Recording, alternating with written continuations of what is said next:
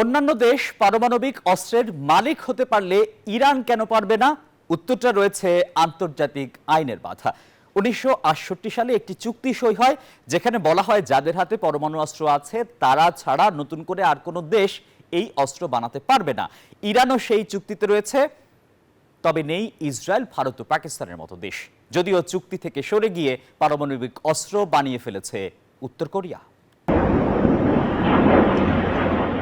মধ্যপ্রাচ্যে এখন বড় সংকট ইরান ইসরায়েল সংঘাত। ইরান পরমাণু অস্ত্র বানিয়ে ফেলছে এমন অভিযোগ তুলে হামলা শুরু করে ইসরায়েল। পাল্টা হামলা করে যাচ্ছে ইরানও। এখন বড় প্রশ্ন হলো, অন্যান্য দেশ এই অস্ত্রের মালিক হতে পারলে ইরান কেন পারবে না? এখন পারমাণবিক অস্ত্রে শক্তিধর দেশ মোট ৮টি। যুক্তরাষ্ট্র, যুক্তরাজ্য, রাশিয়া, ফ্রান্স, চীন, ভারত, পাকিস্তান ও উত্তর কোরিয়া। ইসরায়েলেরও পারমাণবিক অস্ত্র আছে বলে মনে করা হয়, তবে দেশটি তা স্বীকার বা অস্বীকার কোনোটাই করে না। কূটনীতিতে এমন অবস্থানকে বলা যায় পলিসি অব নিউক্লিয়ার অ্যাম্বিগিউটি, বাংলায় বললে পরমাণু অস্ত্র নিয়ে অস্পষ্ট বা ব্যর্থ অবস্থান। 1968 সালে একটি চুক্তি সই হয়, নাম ট্রিটি on the non proliferation of nuclear weapons, সংক্ষেপে এনপিটি।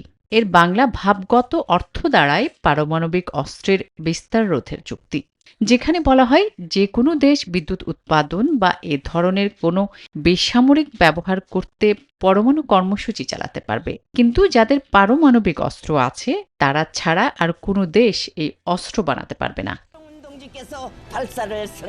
এই চুক্তিতে বিশ্বের বেশিরভাগ দেশই সই করেছে, যাদের মধ্যে রয়েছে ইরানও। তাই ইরানও পারমাণবিক অস্ত্র বানাতে পারবে না। তবে চুক্তিতে সই করেনি ইসরায়েল, পাকিস্তান, ভারত ও সাউথ সুদান।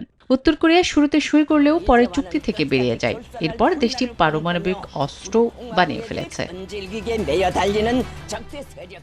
বান্ডেল থাকলে প্রতি সেনমানিতে টাকা বাঁচবে। বিকাশ সেনমানি বান্ডেল কিনে জিতুন প্রতি লেনদেনে।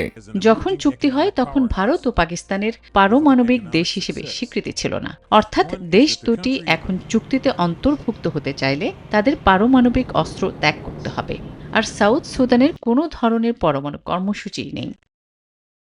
ইসরায়েলের যে পারমাণবিক অস্ত্র আছে নিশ্চিতই বলা চলে, তবে এনপিটিতে সই না করায় তারা আন্তর্জাতিক কোনো সংস্থাকে তাদের পরমাণু কর্মসূচি পরিদর্শন বা তদন্ত করার অনুমতি দেয় না। সবাইকে ধোঁয়াশায় রাখতে তাদের এই কৌশল।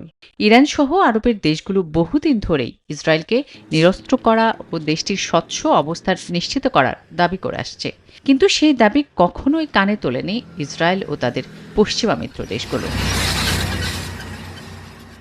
ইরান সবসময় বলে আসছে তাদের পরমাণু কর্মসূচি বিদ্যুৎ উৎপাদনের মতো শান্তিপূর্ণ কাজে ব্যবহারের জন্য। তবে 2002 সালে ইরানে একটি গোপন পরমাণু কর্মসূচির খোঁজ মেলে, যা এনপিটির বিধিনিষেধের লঙ্ঘন। সেই ঘটনা বছরব্যাপী সংকটের জন্ম দেয়। তখন ইসরায়েল বলতে থাকে ইরান পারমাণবিক অস্ত্র বানানোর দ্বারপ্রান্তে। এমন শঙ্কা অবশেষে 2025 সালে এসে যুদ্ধে রূপ নিয়েছে। এখন ইরানকে পারমাণবিক অস্ত্রের শক্তিধর দেশ হতে হলে ওই চুক্তি থেকে বেরিয়ে যেতে হবে। আসমাতুলি, নিউজ 24।